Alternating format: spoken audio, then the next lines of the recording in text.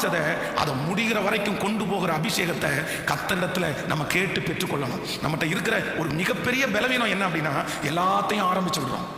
ஜெபத்தை ஆரம்பிச்சு விடுறோம், பைபிள் ரீடிங் ஆரம்பிச்சு விடுறோம். ஆனா ஆரம்பிக்கிறது மட்டும்தான் நம்ம செய்யறோமே தவிர நம்ம யாரும் முடிக்கிறது இல்லை. ஆனா வேதம் சொல்கிறது, ஆரம்பத்தை விட ஒரு காரியத்தினுடைய துவக்கத்தை பார்க்கலாம் கர்த்தர் முடிவின் பேரிலே பிரியமா இருக்கிறார்.